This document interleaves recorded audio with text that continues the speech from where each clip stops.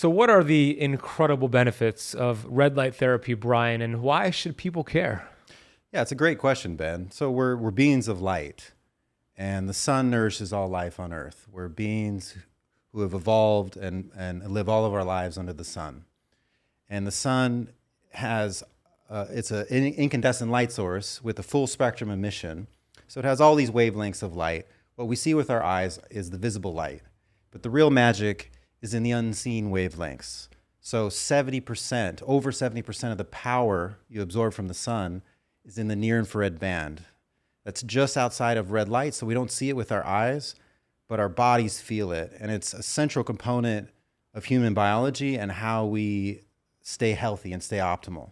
So there's a lot of different names to light therapy: red light therapy, photobiomodulation, near infrared light therapy. In the literature, it's called LLLT, low level light therapy. All these are different names for the same concept. And the concept is this: it's the use of red and near infrared light to heal damaged and degenerate cells and to reoptimize function of healthy cells.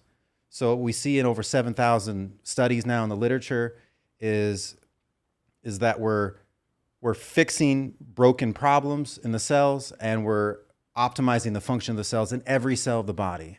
So this is a system that works by way of our mitochondria. And mitochondria is, a big word. Everybody's talking about mitochondria.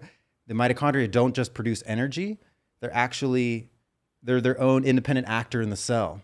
And they're designed to get this near infrared light to repair the cell itself. That's part of the symbiotic relationship between the eukaryotic cell and the mitochondria. So the mitochondria produce energy and they heal the cell itself. So we're talking about healing benefits and reoptimization benefits that come to every cell of the body. And so we see in the literature and also in the use of light therapy, really benefits across the board. So it's used for wound healing and for cognitive function. It improves sleep. It relaxes the nervous system. It's used for stroke recovery and traumatic brain injury. Those are just like incidental cases. But really, whatever organ type you want to look at and whatever tissue type you want to look at, if you shine near infrared light in it, it improves the functioning of that area. And so we're building the body back up from the cells to the tissues to the organs to the whole body. And we're seeing the use of light therapy now for every disease type, as well as for improvement in function in every category you can think of, from athletic performance to, as I mentioned, cognitive function, to just pain relief, to improved, to reducing inflammation and improving cardiovascular function, improving gut function. It's really, there's no cell of the body except red blood cells that doesn't have mitochondria. So we can use this concept of light to heal every aspect of the body and improve function in every aspect of the body. Over 7,000 studies is pretty impressive. I've seen a lot of them myself. I kind of geek out going on PubMed and just looking at photobiomodulation for this condition and that condition. I encourage you to do the same. With in regards to why are we so deficient in red light, in infrared? The sun is the source, and it's an ancient healing tool, just like keto and fasting. That's why I love it. Why are we so deficient in infrared? Why do we have chronic diseases out there? Why are we lacking phototherapy these days? Well, our modern lifestyle has led us to be indoors all day long. And even when we're outside, we're wearing clothing. So the average American, for example, gets 7 minutes of sunshine a day. And it's basically when you're transitioning to your car on the way to work and when you're going back home, getting out of the car. 7 minutes, that's it. That's all we get. Oh, but our geez. Ancestors, they got so much more. It's interesting. You familiar with Dr. Weston A. Price's work? Of course, yeah. So he primarily looked at nutrition of these ancestral cultures and how healthy they were eating. And that's kind of the basis of the Weston A. Price approach and the protocols that they have. But there is something that he didn't look into a lot, but he noted in his research, and that was that every culture he looked at, regardless of diet type, because he was looking across the world and many varied diets, was that they all were getting a lot of sunshine. So like I said before, Ben, we're beings of light. We're beings of energy. When we look deeply now with modern instrumentation into the micro of the cells, we see that everything is frequency. Everything is electromagnetic. We have voltage gates that protect the blood going into the brain. The blood flows down the arteries via an electropotential force. So it's not a mechanical pump, the heart. It's an electrostatic pump. And the water in the blood is structured, and structured water in the blood flows freely without any energy expenditure across an ionic surface, which are the blood vessels. The heart itself is a water structuring device. It's vortexing the blood and restructuring it, and on and on and on. In terms of EMFs, the big worry and fear about EMFs nowadays is because we have voltage gated calcium ion channels. We have calcium signaling, which I'm sure you're familiar with pretty much in every cell of the body. It's a really basic system, and that is yet another example of how fundamentally we're controlled electrically. And so if we look at the sun and this idea that this really magical idea that we're taking photons and electromagnetism from the sun, and we're literally converting that with the cytochrome enzyme on the mitochondria, the cell of light enzyme. We're converting photons to electrons, and we're using it for energy and for healing and basic cellular processes. And when we don't get that, we're not getting probably the most fundamental nutrient we're supposed to get. More than any of the food we eat, it's all about what is our light diet. And in fact, in the summer, you find that if you get a lot of sun, you're not as hungry. In the winter, we eat more dense foods because we're getting less sunlight. It turns out that like 70% of your caloric intake can be satisfied with sunlight. And so you eat less in the summer, and yet with a modern lifestyle and the conditioning that comes with that, we forget who we are. We're these unlimited beings. We have this unlimited, beautiful, divine inner engineering that only requires a few simple things, and primary among them is light, and of that it's really sunlight. And if we drill down, what is it? It's near infrared. So near infrared is not just 70% of what we absorb from the sun, it's also within, if we look at the electromagnetic spectrum, within what's called the optical window of the human body. So the deepest penetrating wavelengths of all the wavelengths of the sun, from ultraviolet light to visible light to infrared down to radio waves, the deepest penetrating wavelengths are near infrared.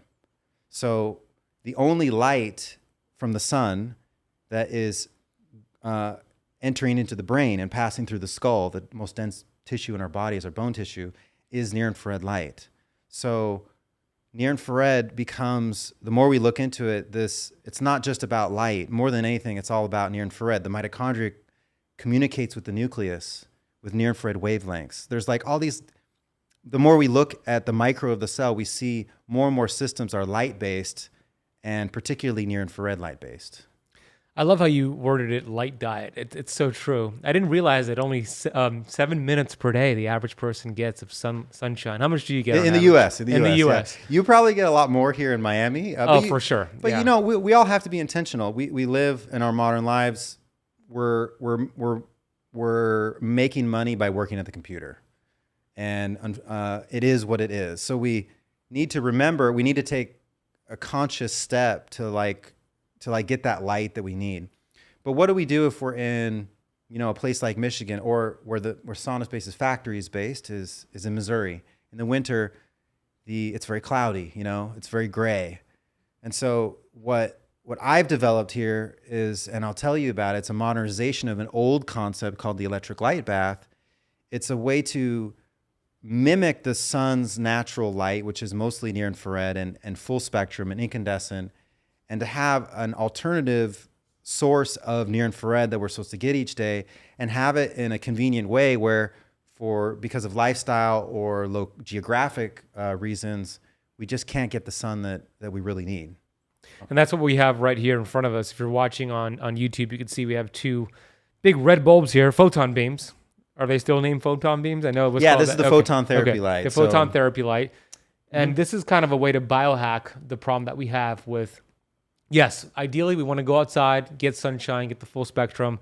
Sometimes you live in Missouri, sometimes you live in Seattle, sometimes you live in the UK, and it's hard to get that. Although, would you benefit if it's overcast outside and you go outside? Could you still benefit from that? You get some. Definitely the clouds block some of the near infrared. They also block some of the ultraviolet. But even on a cloudy day, yes, you're definitely getting benefits. You're getting some benefits, just not as much as what we have here in Miami, a nice sunny day right now. So that infrared that we get from the sun, that we get from some of your products here, it's something that you can't really see. I know we see the red light, but how would you describe it? Because the way that I kind of think about it is when I'm, let's say, under a tree. I'm outside and I'm under a tree and I'm on under shade now. Then I step out into the sunshine. That feeling of like that warmth, like, oh, that feels pretty good. Is that how you would? Is that the feeling of infrared right there? Like, yeah, it's the feeling that you get in the sun, and it's the same feeling that you get actually also in front of the bonfire, in front of the fireplace.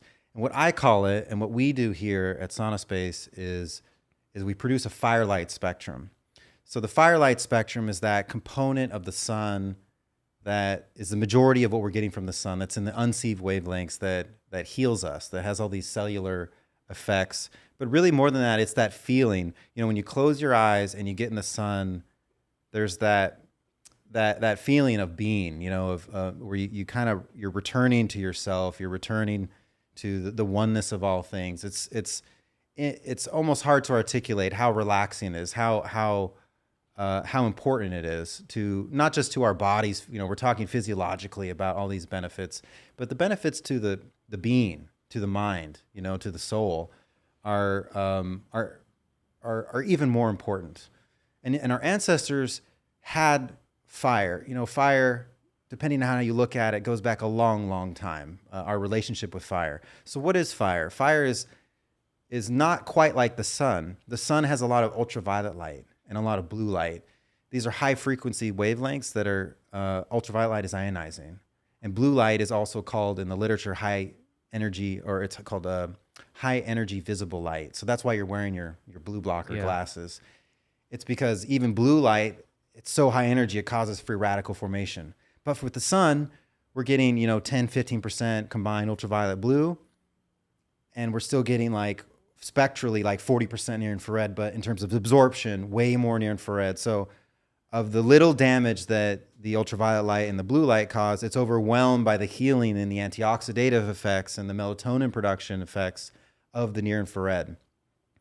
And when we look at firelight, what we're doing is we're mimicking the natural form and shape of that infrared band of light that's near infrared centric, but there's no ultraviolet and blue. So it's basically the full healing complement of what we get from the sun without those high energy blue and ultraviolet wavelengths. And the feeling we get from the sun is definitely due to the near infrared. So the near infrared light, among these other things that we've already talked about, also causes serotonin and dopamine release from the nerve cells. So it gives you that happy feeling. Yeah. It relaxes. We know that photobiomodulation relaxes the nervous system. It gets us back to this rest, digest, and heal state.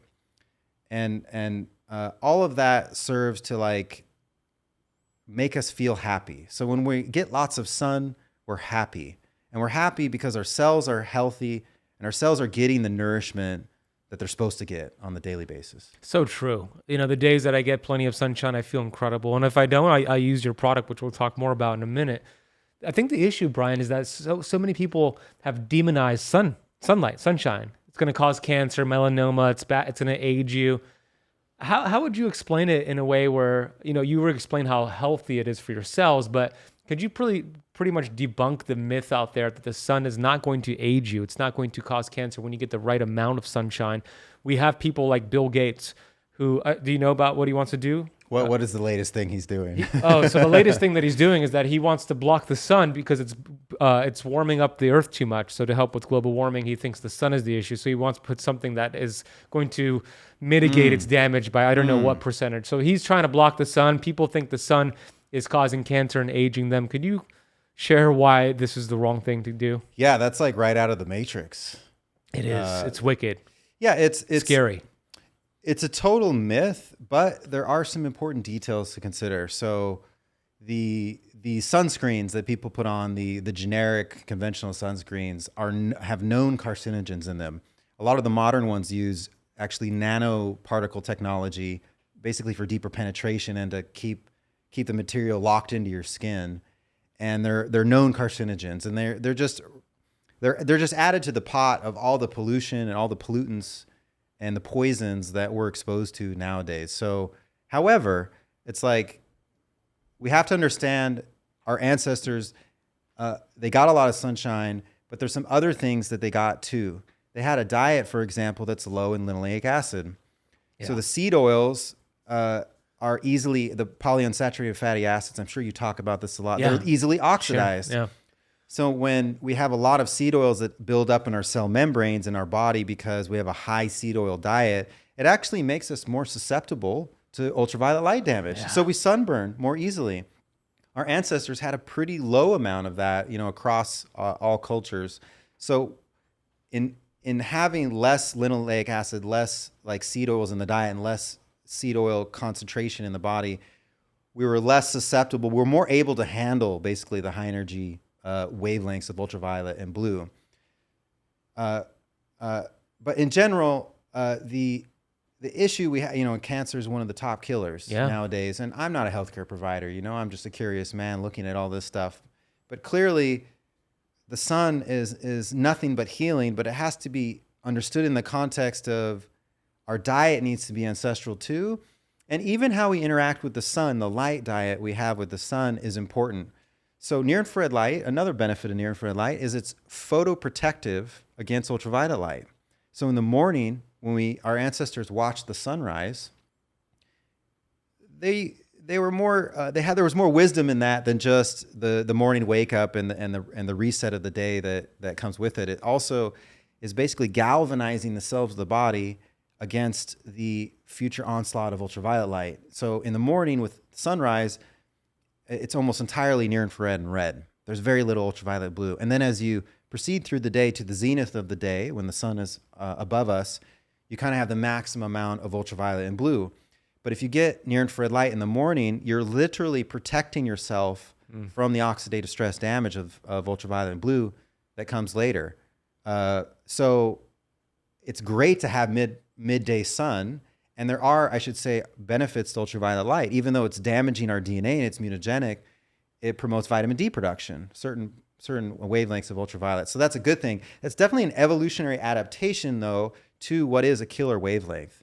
And our experience in the sun is to get a little bit of that and a lot of near infrared. So what our ancestors did is they were up at sunrise getting the healing light of the morning, and that kept them strong and fit and ready to handle the high amount of energy basically that's coming from ultraviolet and blue in the middle of the day. And we also see that now in the literature. There's some interesting new human studies in improvement of eyesight using near-infrared light, and particularly in the morning, both preventing of worsening of eyesight, but actually improvement of eyesight. And I actually have anecdotal stories of that from our customers where they're using our sauna on the daily, at home, and they don't need their reading glasses. That's cool. And then they go and travel for 2 weeks, to somewhere where they're not using their sauna or their photon light, and they find that they need their reading glasses again. And then they come back home, get back into the routine of lots of near-infrared light each day, and it goes away. So clearly, it's incredibly beneficial. But when we get it from the sun, we have to understand it within the context of what is our diet? Are we taking care that we're not getting too much linoleic acid? But in general, it's a complete misnomer. When we saw in the COVID era, was a lot of people went into their homes, right? And they were telling us, don't go outdoors at all. Yeah, they were arresting people at the beach. Yeah, and I was actually I came here. I came here in that 2020. It was like June. It was a few days before Miami beaches opened up. Wow. And I came to the beach. I was traveling for business, and there was no one here. And we tried to go to the beach, and we were told we can't go. It was just shocking. But the most important place you should be, they told you cannot go to. Yeah, and so what we saw is that, and we know this each year too, when it's winter and we're more indoors, there's more people who get flus and colds and develop, have health issues. That's due to lack of sunlight for sure. And we saw that in the COVID era too, that when you don't get enough sunlight, you don't get enough near infrared each day, you're literally compromising your immune system. That's another benefit that's beyond the mitochondrial stimulation, the light therapy benefits themselves, is that near-infrared light stimulates melatonin production in the cells. So it turns out that it's not a little bit. You know, we know for the sleep cycle, the circadian rhythm, that during the day you get blue light stimulus to the pineal gland and it builds up melatonin. And then at the end of the day, the sun sets, blue light stimulus ends, and you get a release of melatonin into the blood from the pineal gland, and it kind of tells your brain clock, hey, it's time to get ready for bed, you know, it's time to go to sleep. But the blood-based, the pineal-based melatonin is a small amount of the body's melatonin utilization. Actually, 94% of the body's melatonin production is cellular, and it's stimulated by near-infrared light. And for those of you who don't know, melatonin, it is the sleep kind of hormone, but really what it is it's the body's number one antioxidant. Yeah. So near-infrared light is supposed to come from the sun, or maybe from your man-made near-infrared light source, and it goes into the cell and it produces melatonin right along the mitochondrial membrane, right where cellular respiration is going on, where pretty much most of the body's oxidative stress is occurring. All the superoxides, all the reactive oxygen species are being produced right there. So this is brilliant built-in system to combat and correct and reverse the majority of the cell's oxidative stress. But if we don't have near-infrared light exposure, we're basically missing this filling of our antioxidant reserves in the cells on a daily basis. Well said. I think most people think of melatonin as the sleep hormone, and it can help with sleep. It could assist some people with sleep, but it's so much more than that. It is the body's master antioxidant. As a matter of fact, the mitochondria only use two antioxidants, melatonin being the primary one and glutathione. That's it. And if you're deficient in infrared light, if you're not getting enough sunshine, or if you are getting sunshine, but you're eating, as you mentioned, oxidized seed oils, and even high-dose fish oil could do the same thing because it's also a polyunsaturated fat, you're going to burn more often. So I could be out in the sun for hours. Like every Sunday, I'll play basketball here in Miami Beach for 3 or 4 hours, and I don't wear sunscreen. I don't burn. I get a nice little tan because I'm really low seed oil. I don't eat any seed oil, right? But when you're eating these oxidized fats and they're building your membranes now it's going to burn more rapidly. And then you're going to say the sun causes sunburns, but it's really your nutrition. Maybe high-dose fish oil is doing that same thing. Mm-hmm. I've also discovered that astaxanthin, which is the antioxidant found in like salmon, when you take it from a supplement form, it's like taking internal sunscreen, and it prevents It's you so from funny burning. you mentioned that, because this morning I did an Instagram Live with Melissa Saunders. Yes, we love and Melissa. We were talking about this very subject, and I said the very same thing. In addition to everything else, I take Dr. Mercola's astaxanthin. Yeah. Whenever I'm in a situation where I'm getting a lot of sunlight, I never wear sunscreen, and I never burn. You know, there is a point where if I'm getting many, many hours, you know, I'll put on a hat, I'll put on a shirt. Yes, but of course. I don't understand actually the biology behind it, but I know that that's a really cool biohack. In addition to using near infrared light, is taking astaxanthin. Yeah, taking astaxanthin, 5 milligrams, 8 milligrams would do. I always tell my clients that if you're going to be out on the beach or on the boat for a long day, take astaxanthin. It's just like a fail-safe thing to do. Internal sunscreen. It's better than using the toxic sunscreen that you spoke about earlier. Yeah. Beautiful.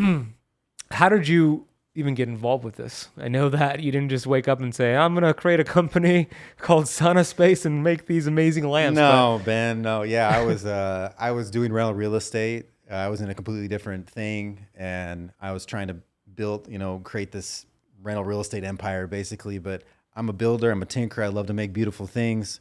And what I was finding is I didn't have the emotional constitution to be like a landlord, and ask for the rent and all that. I just love building things and making things beautiful. But then when I had a tenant that would just destroy everything, in one semester, it was really heartbreaking. So I knew my heart and my soul wasn't into that work. And at the same time, the real reason is that I was dealing with some health issues. So SaunaSpace is a product of me going on a health journey and finding a solution to the problems that I had. So I kind of had a weird array of symptoms. So I was lethargic and a bit irascible, and I had acne on my body, kind of like where my kidneys are. And I had a lot of insomnia and mind racing. Like I would sit there and just not be able to go to sleep. How old were you at this time? This was probably 15. I think maybe even more now, 15 or 18 years ago. So I'm out. I got done with college, and a year or two after that, I got into the rental real estate. It was like 2010, 2011. 20 or mid-20s or so. You were young. Yeah. Well, I'm still young. You're still young. Yeah. But, I agree. But yeah, so I had this, and I grew up, my background is, my parents are physicians. So my mom is a general practitioner, an integrative functional doctor, always been, she was prescribing vitamins in the 80s in Montana. Yeah. She's super avant-garde. It was all cash-based. She wasn't making much money. And my father is a now retired radiologist. So growing up, I saw these two approaches to health. And my father actually specialized in mammography. So wow, very different. Very different. And he was dealing with a lot of breast cancer patients. And I saw the emotional toll that it took on him, first of all, and just sort of the revolving door, I mean, let's call it sick care type of approach. Yeah. That I felt was getting mixed results. And I saw my mom having so much success and just using natural healing modalities and operating with the wisdom that the body knows best. And we give it these simple things. The body doesn't lack pharmaceutical drugs. It lacks these basic natural things that it needs. Light, of course, among them. So she actually she said, Brian, you're probably just toxic, man. You probably just need a detox and you should use a sauna. And I was like, And at that point I was still irascible, so I was like skeptical. So I did my own research online and I read about sauna, all the amazing benefits of sauna. So and we'll talk about it. You live longer and it reduces dementia, all these things. And at the end of my research, I found Dr. Kellogg's work. So it's this guy, Dr. John Harvey Kellogg, this is in the earliest part of the 20th century. There are all these doctors, Dr. Babbitt, Dr. 𝙎𝙬𝙎𝙍, Dr. Kellogg, contemporaries of Tesla, that were using electric lamps for healing in the early 20th century. Dr. 𝙎𝙬𝙎 spectrochrome therapy had this big machine that was an electric light bulb in a box that you put color filtered glass on it and you shine on a different body part for different maladies. It's very interesting. So Dr. Kellogg had a spa in Battle Creek, Michigan. And right after incandescent light bulbs were invented in 1887, he saw these and he's like, whoa, I'm going to use these in my clinic. I'm going to make this Victorian style cabinet with like 100 light bulbs in it. That's awesome. And you can read this. So he does this. He tests it on 50,000 chronically ill patients. He logs over 200,000 sauna sessions and writes a book about it called Light Therapeutics, Light Therapy, in 1910. Amazing. So, and in that book, you can read about all these different chronic illnesses of every disease type you can think of being resolved with his electric light bath. He also had an arc light bath.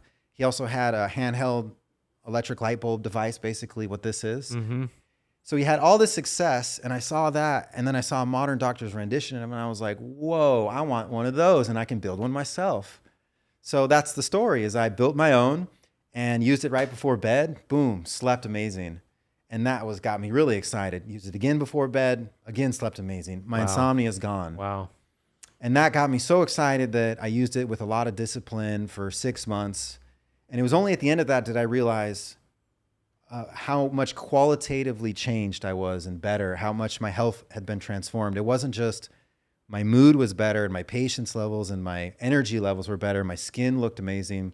I realized at the end of it that I actually did have brain fog. I did have some cognitive foggy issues going on because my mental acuity was just so sharp and so clear. The ability to think and problem solve and recall and these things that they're hard to describe, right? And everybody wants that. And I was looking around and I was like, well, first of all, where is the electric light bath? Why can't you buy this? And then the second epiphany that I had was I didn't do anything. I just sat there on my lazy butt in this sauna and I was just being. And that was sort of the secret sauce that gave me the fuel to like start all this was in integrative health, even in natural health, what we're doing, there's a lot of emphasis on doing things like doing X, Y, and Z to get A, B, and C benefits. And I think that's disheartening for a lot of people who are already stressed out. They're trying to figure out their health. And here now they got to they got to do all this stuff, and they got to change the way they eat, and they got to buy, and they got to work out, and they got to get on their, do this biohack and do that biohack. And here is a different way of approaching it. Here, what we're saying is, don't do anything. Just sit and be. And there's all these different stacked therapies that are happening to you and all this transformation that's going on, and you don't have to work at it. And later, once you cleanse your body, and you purify and you get clarity of mind, your mind starts to clear up, then you'll have the energy and the impetus to look at these other things in your life and be like, "Whoa, I want the blue blockers." And I'm flown in airplane mode. And I begin to start to have the energy and the clarity of mind to focus on real investment in my health in a very proactive way. And that leads, of course, to, real spiritual awakening that you get, where you start to shift your entire state of being towards self-care and the power that comes with, and the ability to help others that really comes first and foremost from taking care of yourself. So I was like thinking about all of this. I was like, wow, this is so awesome. And so I started SaunaSpace. I made my own logo. I got a credit card gateway. That was in 2013. I got my own small business loan. I had actually sent a couple saunas to England. So I got what's called a small business export loan, which is it was the first company to get that in a long time in Missouri. Nobody exports anything anymore. Nice. Well done. And that was the start. Now I've been doing it for 10 years, and I have a beautiful workshop of, like 30 or 35 employees there. It's all handmade with love. And it's been a journey with a singular obsession to develop this purpose-driven design to make the perfect sauna session. And then later I came out with some of the portable light therapy devices, and the whole time definitely taking a different approach. So one of the most common things I see to why people don't have enough energy levels, they have trouble building lean muscle mass, they have brain fog, fatigue, and they don't feel good is because of a deficiency in a hormone called testosterone. Now, testosterone is a very important hormone to have in a healthy amount for both men and for women. So how do you reclaim your vitality? How do you reclaim this very important fat burning and muscle building hormone? Well, you can do it with a powerful supplement called Upgraded Tea. It has been my go-to for naturally elevating testosterone levels. Upgraded Tea is from Upgraded Formulas, and it contains the highest quality of ingredients that have been proven scientifically to increase testosterone production. If you want to get your hands on Upgraded Formulas, Upgraded Tea, and any of their awesome products like their upgraded magnesium and their hair mineral analysis testing kit, head over to upgradedformulas.com. And if you use the coupon code ketosis at checkout, they're going to give you 15% off your entire order. And let's get back to today's video. Most of the light therapy you see out there is LED based. You've got you've got a wide variety of those types of products. And then most of the saunas you see out there are the classic Finnish sauna or the typical infrared sauna that uses a different wavelength band, far infrared. And here I am with my electric light bath. And so I spent 4.5 years developing the light bulb itself to improve on Dr. Kellogg's concept, basically. And so I developed this light bulb that has a filament that's designed to run at a higher Kelvin, so it shifts the spectrum to emit several times more of the light therapy wavelengths of near infrared versus the regular heat lamp. And that's like one example. And then later, over the years, I actually met a gentleman named Brian Hoyer of Shielded Healing, got into the EMF science and the building biology, and realized, whoa, this is a whole nother thing that needs to be addressed. So we started EMF shielding our products. We introduced the grounding mat, and then later we have our Faraday sauna that has a organic silver material. It's literally a silver lining you're doing your sauna in, to try to just take, like, what's the maximum I can do for my body in 20 minutes? And we know that sauna is huge, and light therapy is huge, grounding is huge. And more, it's for me, now that I've used it for so long, it's the mindfulness benefits, it's the cognitive benefits that for me continue to be so powerful. When I use my sauna in the morning, my productivity in the day is I'm up from 95 to 100%. Yeah. I could totally relate to that. I feel incredible when I use the red light lamps in the sauna. With this specifically, so if you're watching on YouTube, there's two different bulbs here. I have the original one. This is the newer looking one here. But you don't know this story, and I was actually waiting for you to come here to share this on the podcast with you. Yeah. A couple of months ago, my mom was having this shoulder pain and arm pain down her right arm and shoulder. And I asked her, do you have a racing heart? Do you have any chest pain? Thinking heart attack maybe. And she didn't have any of that, but she was really worried about that. So she went to urgent care and she ran some tests. They said, thank God it was not her heart. It was more of her muscle and joint in her shoulder. She had kind of like a frozen shoulder. She couldn't lift her arm up at all. It was a lot of pain. So I drove over to her apartment. She lives about 15 minutes from me. And I brought over this right here, this exact one right here. And I said, Mom, I want you to use this for 15 to 20 minutes on the area that's hurting you each night and let me know how it goes. So that same night, she texted me the next morning. She said, my pain is about 70% gone. Oh, yeah. And then 3 days later, it was 100% gone. She lifted up her arm all the way after just 3 days of using that from your photon beam right here. So my mom thanks you, and I thank you as well.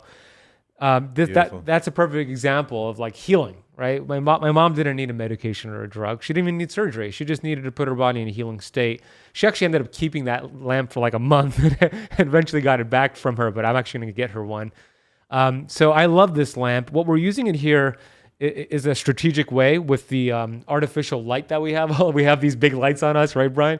And explain why this is beneficial to have it just turned on in the room to kind of cut some of the artificial light that's going on here. Yeah, this is something that I discovered many years later, actually with Brian Hoyer as well, when we were tinkering around and testing one day, is we have a spectrometer that measures light that comes from light sources. And if you look at LEDs, this LED light source, it has a big blue spike of light. So it's, even though there's some yellow and like orange in there to make it look like a regular light bulb, there's this large amount of blue light. And that's the problem with LED screens and fluorescent lighting, LED lighting, is it's way too much blue light and none of the healing infrared that we're supposed to get. So what we noticed with the spectrometer was that when I have the LED light above me or the computer screen in front of me, and I'm measuring the spectrum from the screen, I have all this blue light. When I bring the photons light in, it reduces almost entirely, if not totally, the measurable amount of blue light. Wow. And we're like, what's going on here? And I also have a different type of meter called a flicker meter, a pulsing light meter. It's another different thing about LED lights and screens and fluorescent light bulbs that's damaging to us is they're pulsing light. So they're turning on and off many times a second. And it's literally like a strobe light on our bodies. And we have light receptors in our whole body. We actually have blue light receptors everywhere, even in our guts. So that's why you feel bad when you work at the computer for many, many hours, or you're in the hospital and you have hospital death light, right? So it's the blue light that is really stressful to us. And what we found out is when you have the photon light, this near infrared light, we think it's filling in the gaps between the pulses because the measurable flicker also disappears. And so when you have this light, it doesn't have to be shining on you directly. It just needs to be in the general vicinity. And what it's doing is it's creating this healthy light bubble basically around you. It doesn't matter how much blue light and stuff that you're getting exposed to from the overhead LEDs, the screens, the phones. When you have this in the space, it has an effect of correcting the light and making it more human oriented.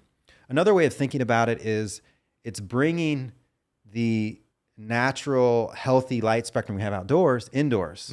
So it's making the indoor light environment like the outdoor light environment. And because we're indoors all the time and we have to be indoors and we're not getting enough sunlight, it's important to, it's a huge advantage to be able to sit here, work with our LED devices and do our thing and have this light canceling, not just blocking with blue blockers, reducing a little bit, but actually canceling out the effects of the blue light on our body, which are basically stress effects. And in addition to that, there's again that qualitative like firelight feel. When this is next to you, it has a mood enhancement effect. And so I work with this all day long, basically. When we sell a desk arm accessory that you can attach to your desk. Yeah, I've seen that, yeah. The Photon has these mounts on the back that you can connect it to any desk arm, whether it's ours or a different one that you buy. And so I don't have the light directly shining on me all day. I just have it in the vicinity to create this happy bubble of light. And that applies not just for computer work and technology fatigue and screen fatigue, but also when you're at home after dark. Ancestral humans didn't have any lights above them at all. Yeah. And they certainly didn't have any blue light sources at all like we have with this modern lighting. So this is clean, flicker-free, ideal light after dark that doesn't disrupt your circadian rhythm. So this product has so many more uses beyond the classical use of shining it on a body part for local symptom relief. You can use it for technology fatigue and screen fatigue, for optimal lighting after dark. You can even mimic the sunrise basically in the morning. We know now, we see now in the literature that if you get near infrared light first in the morning instead of blue light, there's like this calibration effect that it has on your hormonal system and your neurological system, where it sets you up for the day. If in the morning, right when you wake up, you grab that phone and get a big blue light dose, or get the overhead, get the LED light that's everywhere else, it really messes with your body's regulatory systems for the entire day.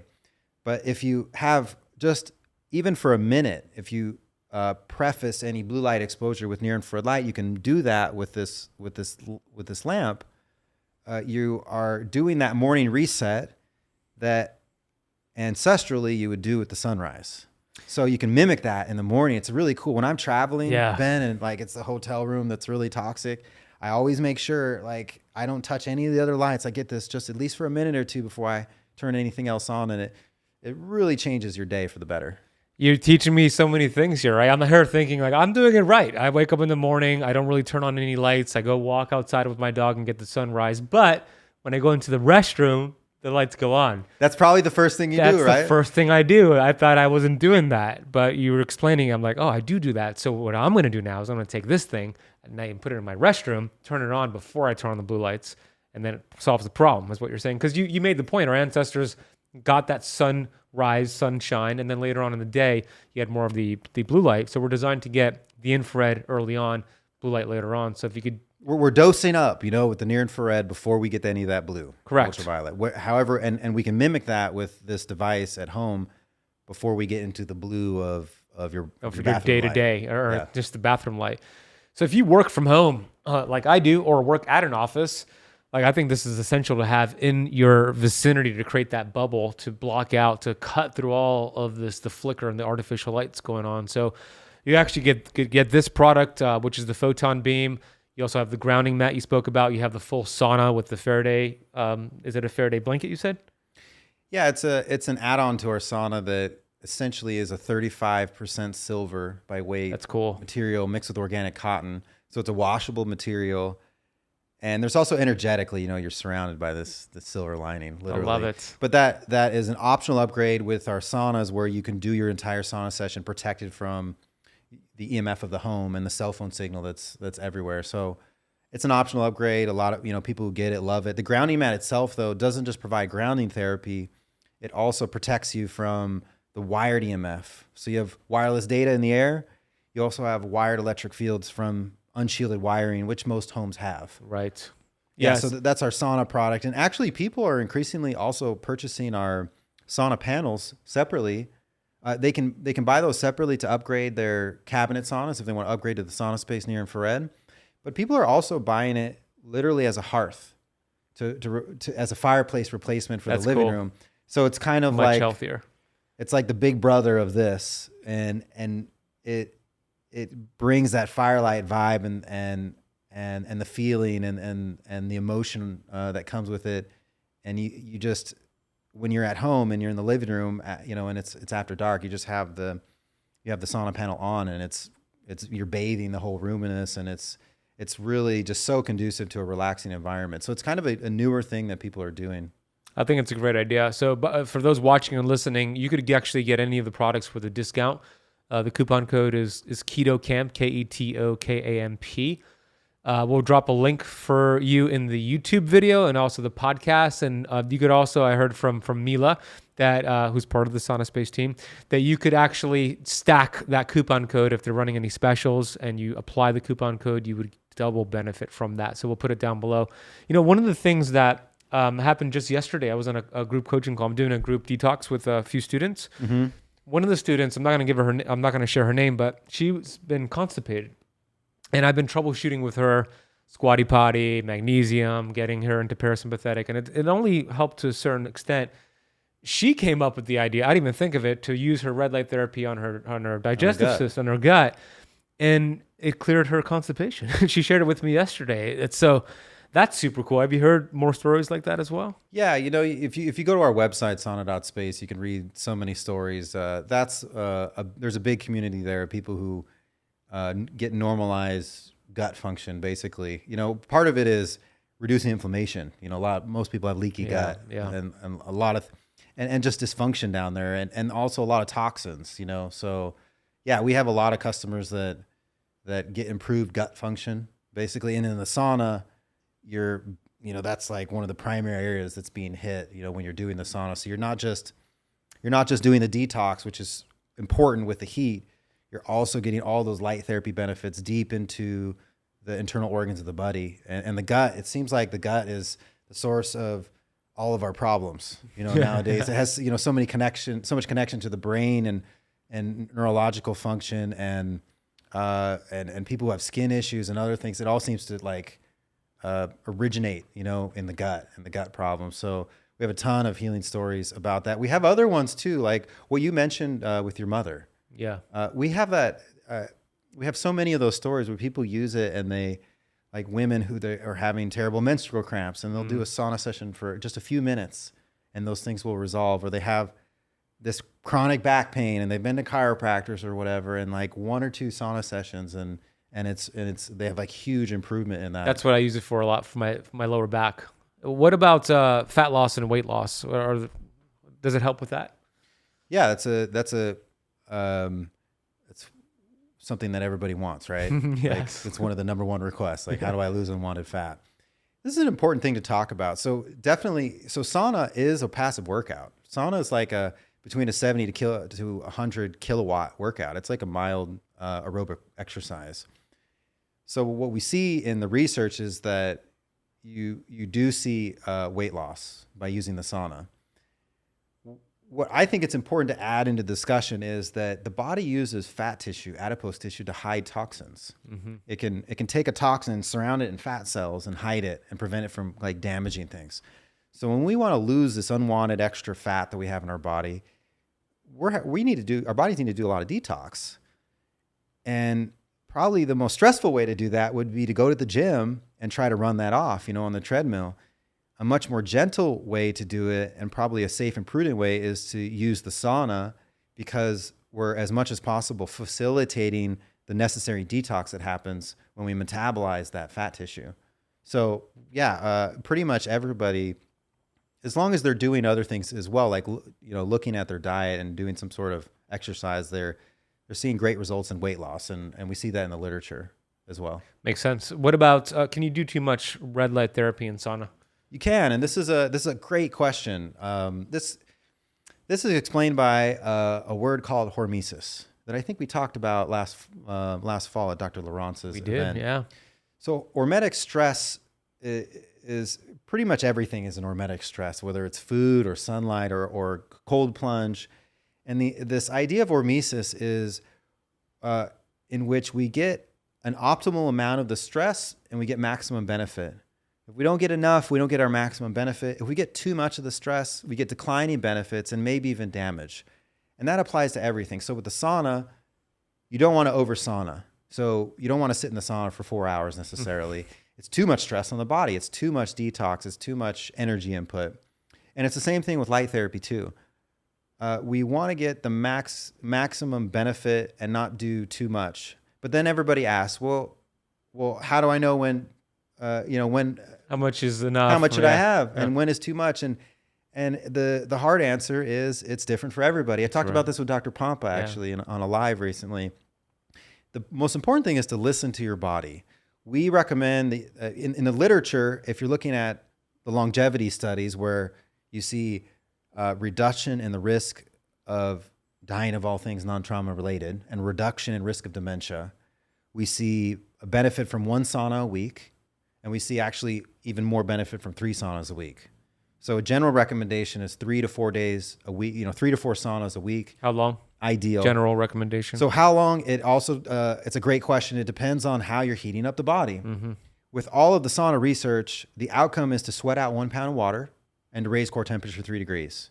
So if you're real left-brained about it, you can measure that. You can weigh yourself on a scale, and you can have a little thermometer and somebody's going to do that. I guarantee it. I've done it. You know, people, have you? I haven't done that. People want to do the gate, and the data helps. You know, that's why you wear an Oura ring, and these help. But what you find is with sauna and with biohacking, with all these healing things, is we're returning to a remembrance of this power we have inside. We have this unlimited intuition.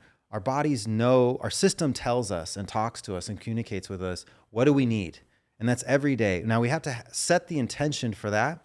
And we also have to reprogram and remember, like, to get back in touch with our intuition. But essentially with the sauna, yeah, you can weigh yourself the first few times and figure that out. Eventually you know, and you feel and you see when you've sweat out enough. And so with the sauna science, the third outcome that's qualitative is reaching a state of subjective exhaustion. And this is kind of like cold plunge too. Like you want to get to that point where you're uncomfortable. Mm-hmm. And what's happening biochemically is there's a large production of dynorphins. And how the more dynorphins you produce during the stress, the more endorphins you'll produce afterwards, the better you'll feel afterwards. So with sauna, 1 pound of water, sweating out 1 pound, raising core temperature 3 degrees, and kind of just barely getting to that state of discomfort is when you've had an ideal sauna session. You do that 3 times a week, you're totally money. With the therapy lights, we recommend only 5 to 10 minutes per hour on the head or the throat because we want to be careful not to overheat the head. Any other part of the body, we can do it like 20 or 30 or 40 minutes. A lot. We can take a lot more stimulation. Well, how far distance-wise? 10 inches or so? That's between 18 and 36 inches, even 40 inches. So if I want to promote like wound healing, I have an injury or something, I'm going to use that pretty close to this. If I'm doing something on my head, like people use it to promote parasympathetic relaxation, they'll do it on the back of the head. Yeah. Just for 5 minutes, before bed at probably 1.5, 2 foot distance. But the important thing to understand too is you can do that many times a day. It's not just once a day. Mm-hmm. You can repeat that 5 or 10 times a day. So if you have a limb with an issue or gut issues, you can do this throughout the day, like once per hour. And for sure, leave it on in your room as you have the artificial lights on. Do you need to wear goggles when you're putting it in your eyes, when you're looking into the red light lamps? This is a great question. We don't recommend any protective eyewear. So none of our customers use it. So it's back to that hormetic stress and getting an ancestral level of what's called a radiance, so the light therapy dose. We don't want to get too much, but we want to get some. What we see in the literature actually is there's incredible benefit to photobiomodulation for the eyes. We mentioned before improvement in eyesight, preventing worsening of eyesight. There's literature in reduction of diabetic retinopathy. We have with our customers and also in the literature reduction in visible appearance of floaters. Part of that is also the sort of biology of the eyes. So the eyes are, for example, have photoreceptors.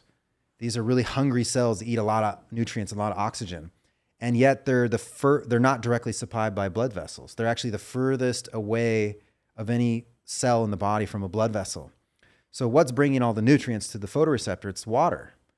And what we see with light therapy is near-infrared light increases the water nutrient transfer velocity. So water brings nutrients faster when you structure it with near-infrared light. So so our eyes are, from an anthropological perspective, are designed to get a lot of light every day. We just want to make sure to not overdo it. Right. So in the sauna, when you use the SaunaSpace sauna, you're only facing the light for about a quarter of the time. Every few minutes, maybe every 5 minutes, you rotate a quarter turn. You're not directly facing the light. When you're facing the light, you don't have to stare directly at the light. If that's uncomfortable, it doesn't really matter. Even if you close your eyelids, the near-infrared light is going many inches into the body, or straight into the brain. Yeah. So the answer is you want to get the right amount of it and not too much. You can wear protective eyewear. There's some people who start out, they're extremely light sensitive. Right. Yeah. Some people, they say they're allergic to the sun. It's not the case. Their homeostasis is really toxic. They need to shift that. Their hermetic ceiling is like right here. They need to raise that hermetic ceiling. Yeah, so for those types of people, you can wear a sleep mask, you wear a bandana or anything like that. But usually people, again, find that balance, and they get in touch with their intuition. They understand how much they need and how much their body needs. And in practice, people are not using protective eyewear. I, for example, use this all day long, every day. And I use the sauna 5 days a week. I've been doing that for over a decade. And I'm not using protective eyewear. It's all about not getting too much. And the same thing with the sauna. More is not better. 100% agree. And I don't wear eyewear as well when I do my red light therapy and sauna. I do wear protective eyewear when I'm dealing with blue light. What you're doing, like these? Yeah, like blue light blockers. Yeah. Me too. If you're following a low carbohydrate keto diet or carnivore diet, this is one of the most important tips.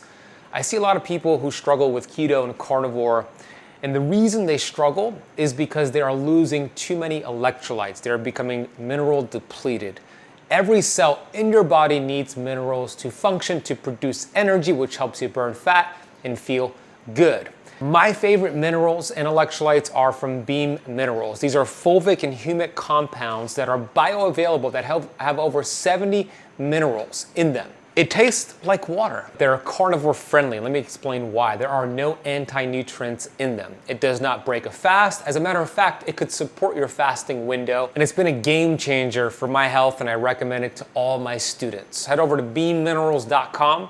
Use the coupon code Azadi at checkout, my last name, Azadi at checkout, to get a nice discount. Beamminerals.com, coupon code is Azadi. I had a train of thought there. With the sauna. So I've been doing sauna the last 7 days, and I'm glad you brought up hormesis. And I wish everybody just viewed everything they're doing, especially in the biohacking space, from the lens of hormesis and understanding it. I think a lot of people in our space say, yeah, I've heard of hormesis, but I don't think they understand it. And I love that you brought it up because it is so true. It is very different for everybody. So some of the ways that I gauge if I did too much of a stressor or the right amount, or what I teach my students, number one, pay attention to how you feel the rest of the day. You should feel better, more energized, more relaxed, whatever that effect you were going for, you should have achieved that, not wiped out. Number two, your sleep should improve. Your heart rate variability should improve. Your resting heart rate should improve. You should have woken up the next morning more refreshed versus your sleep getting destroyed, your HRV dropping. If you see that, you did too much. So we talk about cold plunging, that's vasoconstriction. And then we think about sauna, that's vasodilation. They're both stressors, and they're both great as long as your body's adapting to it. So I say all this because the last 7 days, I just got my sauna. So I've actually did 7 days in a row. And I didn't plan to do 7 days in a row. But I was going to do one day and then look at my metrics and see how I felt. I felt really good. My HRV was high. My resting heart rate dropped a little bit. My body temperature decreased overnight. So I adapted well to that first session. So I did it the second day. And then it improved and I felt better, and I kept doing it in my markers, and I just kept feeling better and better, to the point where my heart rate variability this week is at the highest it's been in months. And the only thing that changed is from the sauna, right? So as long as I'm seeing that, I'll continue doing it. But if I saw the markers go the opposite direction and I'm more fatigued, then I'll take a day or two off, right? So this is like the principle of following hormesis. So I'm glad you brought that up. Yeah, and it's definitely helpful in the beginning of this to have trackers, have things to help you understand that you can actually see the data, see the HRV improve. As you progress in returning to yourself and developing your own intuition, you start to just pay attention to the most important markers. How is my sleep? How are my energy levels? How is my cognitive function? And all of those things, when those are high, your HRV is, it's so true. It's good. But sauna is actually a sympathetic activity, so it increases your heart rate a little bit. There's a bit of a sympathetic nervous effect that occurs during the sauna. But what it's doing is it's powering up the body for like a super healing episode that it's having during the sauna and afterwards. So what you see in the literature is a huge HRV spike immediately following the sauna session. That's also coupled with a big swing of the body's nervous system back into rest and digest and heal. That's exactly what I've seen this week for myself. What are your top 3 ways to achieve metabolic freedom? Let me just share what I mean by that. So we've heard of metabolic flexibility, the ability to take any substrate. You mentioned light. Take light and turn it into energy. I think you said 70% of our energy could come from light. So that's one substrate. We have food as a substrate.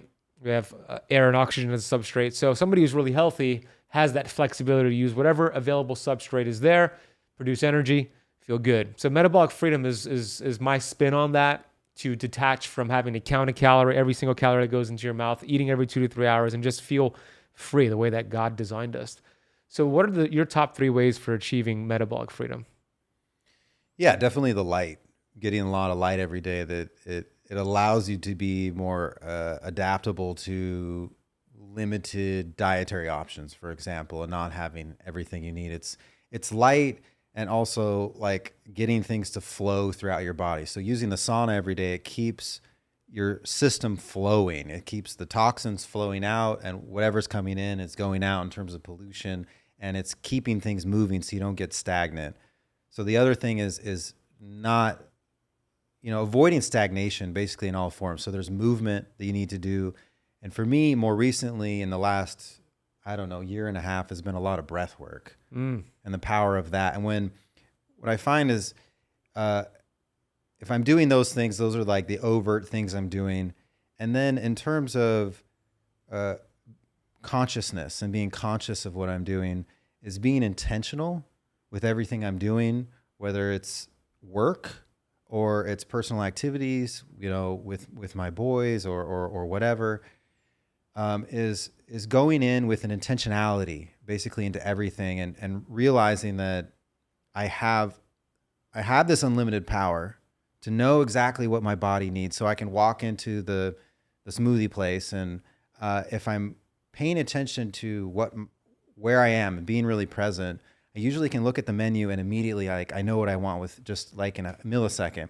And then my brain starts to work and like, oh, there's so many options, so many different things. But so true. And I'm still working on this. I'm still, this is more nascent for me, but it's being intentional with all things and walking into conversations and into relationships and into situations with that intentionality that I'm being present, I'm being open, I already have everything I need.